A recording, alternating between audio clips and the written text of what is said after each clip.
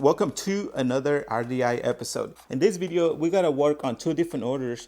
The first one is gonna be a 2-color design and the second one a 4-color design. Spoiler alert, this one is gonna be a lot easier and it's gonna take a lot less work. If you want to find out more, well, make sure you stick around and let's get started with this episode. Making custom shirts with a vinyl cutter using heat transfer vinyl versus DTF transfers is a whole different game, as you are about to find out. Here we have a design with 4 different colors, and look how many pieces we have. 1, 2, and this is a 2-color design, and look at how many different pieces we have. 1, 2, 3, 4. More pieces means more work and more presses. And here's the list of equipment and materials we're gonna use for this project. The vinyl cutter we're gonna be using is the Graphic CE 6060. This is the old version of this machine. And the heat press is the 16 by 20 Hottronics from Stalls. A little expensive, but totally worth the investment. The type of HTV or heat transfer vinyl we're gonna use is the Caesar Easy Weed. Here I have the 2 combinations that I sent to the customer. The red shirts are gonna have black and white, and the black shirts will have red and white. These are the measurements for the logos on the back: 11 inches by about 9.8 tall. The ones on the front, as you can see, I got rid of all the information except just the name of the business and the phone number, which is basically all we need in the front. And the sizes are 4.5 by 1.6. Even though this design has 2 different colors, we're not gonna layer. If you can avoid layering vinyl, I strongly recommend that you do that. Something I wanted to show you in case your computer keeps freezing. As you can see, we have a lot of information on this page. What I did, I just opened another document and I made a copy of whatever I need to start cutting. And as you can see, I have that second copy, which is temporary. I'm just gonna delete it later on. And this way you avoid your computer freezing or taking forever to open the software. This is the first one I'm gonna start cutting, and I'm gonna send it to Cutting Master 3, which is the old version of this software. We haven't updated it because we just love the way this one works. By the way, it's totally free. You don't need to pay for it. I'm gonna delete or get rid of the width boxes because I used some width boxes previously, but I don't really need them since I've already added them manually. And I'm gonna see like the best angle for this. I can probably rotate it. Nope, it was actually better to have it at 90 degrees. And now I'm gonna show you the settings. They are offset 0, speed 38, acceleration 1, and the cut force, I think I'm gonna have it at 15. Now I'm ready to start setting it. If you are just getting started and don't want to waste any material, whenever you get to work on big projects, you have to make sure to align the vinyl. And this is how we are going to do it, using another project as an example. After I have pulled the vinyl to the front, I'm going to make sure that the vinyl looks aligned. That's good. I'm going to lock it and then send the vinyl to the back and just pay attention to the movement of the vinyl. If it moves a lot, that means you need to realign it. But I think we are good there. So let's hit send and let's go to the vinyl cutter. Keep an eye on it. If you're gonna work with HCV, it is very likely that you need to mirror your images before you start cutting the vinyl. That is something I forgot to mention.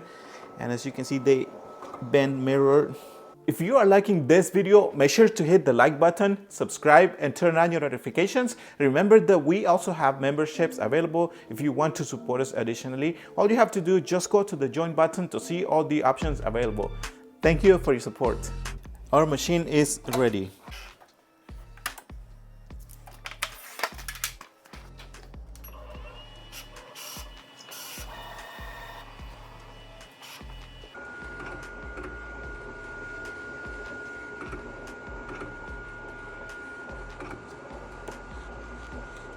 The next step is start weeding out the vinyl. As you can see, this one is almost ready. This is another of the colors. This will go on the red shirts along with the white color. If you like doing crafting, I'm pretty sure you're gonna enjoy this process, like weeding out the material. This is probably one of the most time-consuming part of the job of doing or using heat transfer vinyl on t-shirts. Luis is almost finished with this section. How hard was it? Is it really hard or not too bad? Not bad. I think we just got spoiled with the transfers because this seems like a lot of work now. I'm gonna go ahead and start pressing the shirts that I'm gonna make using heat transfer vinyl or HTV. The first thing I need to do, I need to pre-press the garment for a few seconds. I'm going to bring the small logo. I'm gonna place it about 7.75, which is almost, yeah, it's about there. And then I'm gonna remove the small white section, and then I'm gonna lift the shirt and just get an idea. And I don't like the position. I'm gonna move it a little bit to the left and then bring it down a little bit from the right side. And then I'm gonna repeat the same step. And I like the way it looks right there, but I'm still gonna measure it just to make sure it didn't move that much. And I need to bring it down just a tiny bit. Yeah, I think it looks good right there. Now I'm gonna press this section only 4 seconds. Afterwards, I'm gonna remove the plastic cover and then repeat the same step with the white section of the logo, which is this one here. You place it about there. I'm only gonna do a few seconds, same what I did with the first section, and then remove that. Now I can give it the full cycle, which is the 13 seconds, which should be enough for this material. One thing I strongly recommend, no matter what material you use, always look for the instructions to apply the material. This one, we know exactly the temperature, pressure, and how long we have to press it for. And look at that. Now I'm gonna do the one on the back. I'm gonna do a few seconds.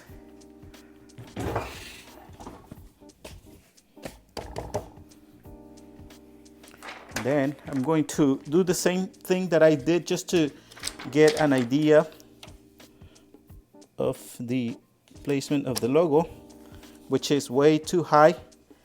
I'm gonna bring it down a little bit, probably like about 3 inches or 3.25 probably. Right now I need to bring it down a little bit. Let me show you. It's like 325, and to the sides is exactly the same measurement, 3.25 or 330, and the same on the other side, which I've already measured. And this section is supposed to be in the center. So no matter where I place the bottom, as long as the top is center, I don't have to worry about the bottom section as long as I line it. But I've already checked and it looks good. I'm gonna do a few seconds. After that, I'm just going to repeat the same. I'm gonna remove the backing or the plastic cover and just bring the other logo. It looks good right there. Now I'm gonna press it.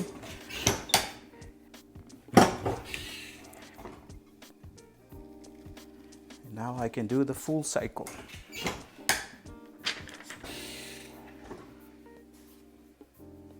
Now I'm gonna press some hoodies. Sometimes you would have to stick the pillow in between, but I didn't do it this time, so I've just placed it underneath it. Now I'm going to press the logo for a few seconds.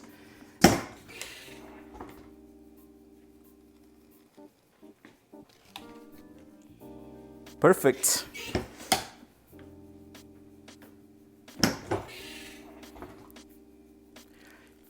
Now it is very important that I give it the full cycle.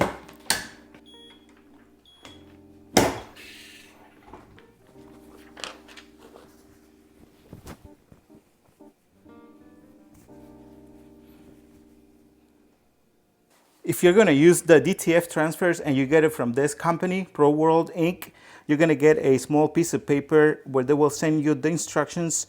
As you can see here, the temperature and the time and all that, the pressure and everything.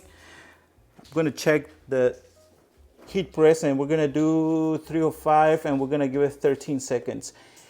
In case you guys are wondering how big the sheet is, this one is 96 inches by 22, and we were able to get, I think it's Exactly 24 big logos for the back of the shirts.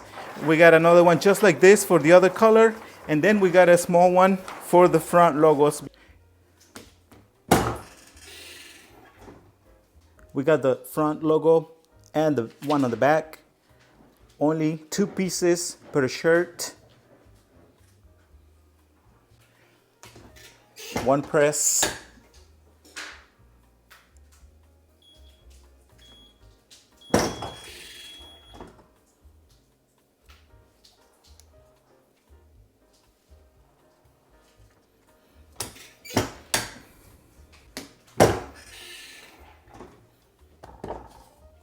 Ready?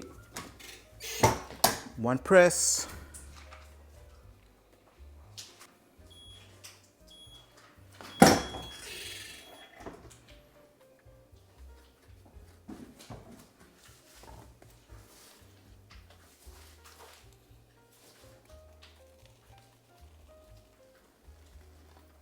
See how easy it is? I'm sure by now you have an idea of why we love using DTF transfers, especially when working on full color designs. The only downside is that for this to be worth it, you will need to have a medium to a big size order. That is, of course, if you decide to outsource your transfers just like we do. If you want to find out more about this process, make sure to check out our channel. And we're totally finished with the whole order. So we made 48 of these and only 8 of these. This took me a little bit longer per shirt and hoodie to make than this one, obviously. If you like this video, make sure to give us a like, subscribe, and turn on your notifications. As always, thank you for your support. Remember that you can get your materials and equipment through our website. That is www.rdidecals.com. Thank you, and we'll see you until the next one.